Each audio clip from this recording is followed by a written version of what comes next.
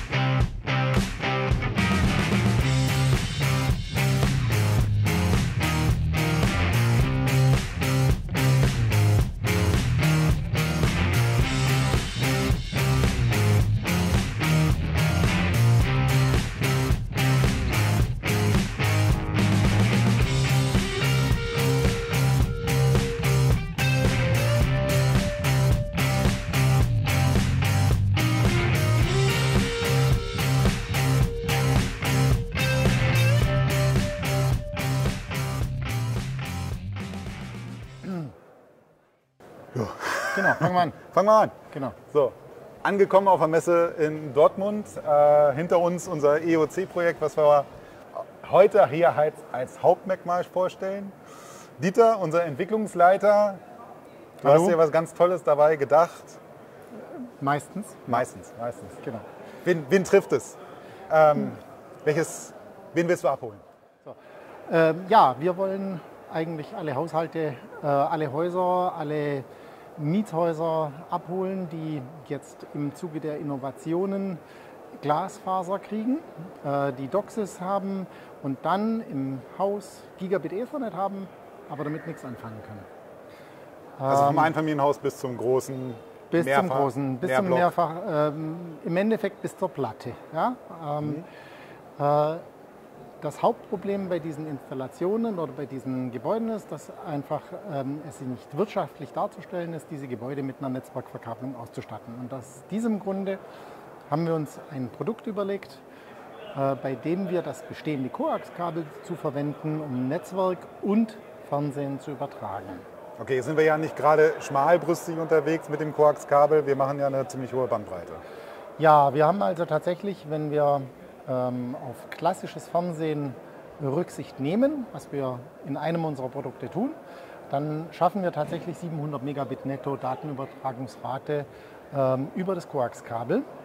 Wenn wir selbst Herr über den Frequenzplan sind oder auf lineares Fernsehen keinen Wert mehr legen, dann schaffen wir tatsächlich 1,7 Gigabit netto Datentransferrate pro Strang. Das heißt, liegt unter dem unteren Frequenzbereich, was wir da jetzt ausschöpfen können? Wir übertragen im Kompatibilitätsfall zwischen 2 und 100 MHz und im Fall, dass wir 1,7 Gigabit netto haben möchten, übertragen wir zwischen 2 und 200 MHz.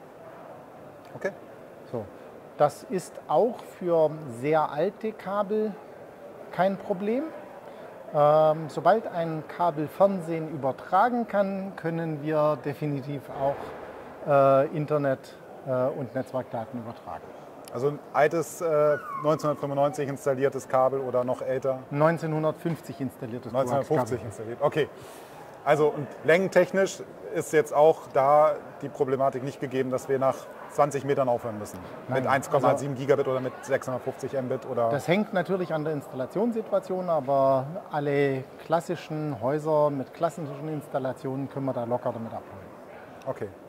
Und ein Fokus ist ja auch jetzt nicht nur Wohngebäude, sondern zum Beispiel auch Hospitale oder Hotels oder... Ja, auch da haben wir natürlich das Problem, dass in einem Krankenhaus oder in einem Wohnblock oder in einem Hotel die bestehende Verkabelung zumeist eine Koax-Verkabelung ist, weil man den Kunden ja Breitbandfernsehen angeboten hat, also gibt es eine bestehende Verkabelung. Diese bestehende Koaxialverkabelung nutzen wir hier tatsächlich auch, um eben sehr kostengünstig eine Netzwerkrealisierung zu ermöglichen. Kostengünstig insofern, weil wir im Endeffekt ins Zimmer gehen können, die bestehende Antennendose austauschen und das war es dann schon. Das dauert keine 10 Minuten, dann ist ein Zimmer fertig. Es muss kein Flügel geschlossen werden, es müssen keine Schlitze geklopft werden, keine Löcher in die Wand, okay. Nichts derartiges, nichts stört, nichts ist irgendwo im Weg, kein Brandschutz. Also kein Ausfall fürs Hotel, das Zimmer muss geschlossen werden, genau. Installation, kein Aufwand Brandschutz, minimal. Kein Brandschutz muss berücksichtigt werden. All das hilft uns, die Kosten für eine Installation deutlich zu senken. Und damit das Ganze auch im Surferraum effizient und schnell geht, haben wir dazu einen Verteilverstärker entwickelt, der alle Probleme von Rückflussdämpfung, Verteilung, Verstärkung, Splittung der Fernsehsignale, das Einfügen der Netzwerksignale, all das übernimmt er komplett und ist dabei noch digital einstellbar. Und modular. Und modular. Das heißt, ich muss jetzt, also ist hier hinten aufgebaut, sollte man eigentlich, glaube ich, sehen. Ich muss jetzt nicht den kompletten Amplifier nehmen, sondern ich kann man muss modulweise... nicht die Vollausstattung kaufen, sondern wenn man eben nur 3 Segmente benötigt, dann installiert man eben auch in dem Verteilverstärker auch nur die 3 benötigten Segmente und kann sich den Rest des Geldes sparen. Okay. Und jedes Segment ist einzeln einstellbar? Jedes Segment ist für sich einzeln in seiner Signalstärke einstellbar. Das betrifft jetzt hauptsächlich den Fernsehteil des Signals. Ja,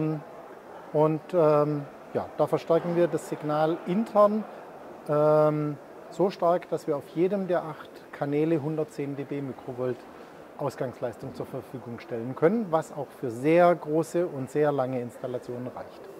Da sind wir wieder bei der Kabellänge. Okay. Genau. Und wie sieht es mit DOCSIS aus? Ich habe einen Provider, der mir Internet zur Verfügung steht. Ich habe das Kabelnetz ja schon. Ja, also es ist ganz einfach. Das DOCSIS kommt am Hausübergabepunkt und wird über einen Splitter zur Verfügung gestellt. Das heißt, das DOCSIS ist im Spektrum dessen enthalten, was man am Hausübergabepunkt von der Kabelgesellschaft bekommt. Wir blenden das DOCSIS aus, wir filtern es weg, um genau dort, wo DOCSIS bisher drin war, eben G.HN, das ist ein sehr verbreiteter Standard, um mit G.HN das Ganze zu modulieren. Der Vorteil bei unserer Lösung ist, dass wir das Ganze in einer Unterputzdose schaffen, sodass eben die notwendigen Netzteile und Aufbauten, die Router, die sonst rumliegen, eben nicht rumliegen, sondern dass sie angenehm und unsichtbar in der Wand verschwinden. Das ist ja auch ein Faktor Störsicherheit. Ne? Also das von außen Störungen. Ich ziehe hier einen Stecker raus, was nicht da ist, was man nicht sieht, kann man nicht missbrauchen für irgendwelche Manipulationen. Genau. Und dann haben wir das Ganze ja auch noch als WLAN. Wir haben ja die klassische Dose, dass wir einen Ethernet-Ausgang haben und das Ganze halt auch auf halbe Bauhöhe, das sollte man vielleicht auch noch mal erwähnen. Ne? Genau. Wir haben jetzt keine 68er Einbautiefe, sondern wir haben eine Standard-Einbautiefe, sodass wir eben auch in sehr alten Installationen, deren Dosen nicht sehr tief sind, funktionieren. Und bei WLAN ist das Gleiche? Bei WLAN ist es genau das Gehen Gleiche. wir mal rüber zur WLAN-Dose. Ich glaube schon. Genau, ja. Sollte man sehen. Also die WLAN-Dose. Jetzt sind wir beim WLAN-Bereich angekommen. Genau. Was für eine Bitrate habe ich zu erwarten als Ausgangspunkt? Das hängt natürlich wie immer an der Kanalbandbreite. Wenn wir eine 20 MHz Kanalbandbreite wählen, dann haben wir eine Datenrate, die liegt irgendwo bei 60 bis 70 Megabit. Mhm. Natürlich nach 30 Metern haben wir das auch nicht mehr, aber im normalen Anwendungsfall 15 Meter Entfernung zum Sender, schaffen wir 50, 60, 70 Megabit. Also mehr als gebraucht für ein Hotelzimmer? Oder mehr als gebraucht. In einem Hotelzimmer, oder in einem Hotel, in dem wir 30, 40, 50 dieser Unterputzdosen mit WLAN drin haben, teilen sich ja alle Kunden die Bandbreite, die das Hotel hat. Und wenn wir jetzt im positivsten Fall davon ausgehen, dass ein Hotel 1 Gigabit zur Verfügung hat, das sich unter den Gästen geteilt werden muss? Das unter den Gästen geteilt wird, dann haben wir noch sehr viele Reserven für die nächsten Jahre und Jahrzehnte. Okay. Und Einbautiefe sind wir hier auch auf dem nicht... Das ist ja ein Access Point gleich mit drin. Es ist ja nicht nur ein einfacher Repeater für andere Gegenstationen, die jetzt im Netzwerk... Es ist ein kompletter Access Point. Er basiert auf OpenWrt. Das heißt, der ist Open Source, der ist per se, einfach weil es eine große Community gibt, die den Code reviewt, sicher. Quelloffen einsehbar. Quelloffen und einsehbar, und natürlich ist er auch für unser Produkt quelloffen und einsehbar und damit auch für die Zukunft gerüstet und ein Stück Investitionssicherheit. Sehr schön. Und das Ganze gesteuert wird per Webinterface, das heißt, ich habe einen WPS-Knopf sogar drauf. Ich kann mich mit einem Da ist ein WPS-Knopf, genau. Wir können 2 SSIDs einstellen, dass wir einen Admin quasi Zugang haben und eine SSID für den Kunden dann später. So ist es, ja. Und man sieht jetzt vielleicht im Hintergrund die Web-Overlays noch. Es ist ein... man sieht die Web-Overlays. Ne? Genau, so. Man sieht die Web-Overlays. Man sieht die Web-Overlays. Ne? Genau. Kann man ja auch drin lassen, ist ja egal. Ne? Na, das war es eigentlich auch schon. Genau. Wir haben also jetzt 2 Messetage hinter uns gebracht. Wir hatten sehr viele tolle Gespräche auch bisher gehabt. Von vielen Unternehmen, die sehr begeistert von der Lösung waren, weil es einfach das jetzt so noch nicht gibt. Ja, als Lösungsansatz. Nicht in dem Formfaktor. Ja? Das heißt also tatsächlich nicht in einer Unterputzdose. Das hat bisher noch kein anderer Hersteller geschafft. Und wir sind da durchaus sehr zufrieden, dass wir das hinbekommen haben. So, dann hoffen wir morgen auf einen guten letzten Messetag, dass wir nochmal viele Gespräche abgreifen. Bis jetzt war es sehr, sehr spannend, sehr erfolgreich. Und für alle, die jetzt nicht hier heute auf der Messe waren, freuen wir uns darauf, dieses Video noch gemacht zu haben. Und Dieter, ich danke dir. Gerne.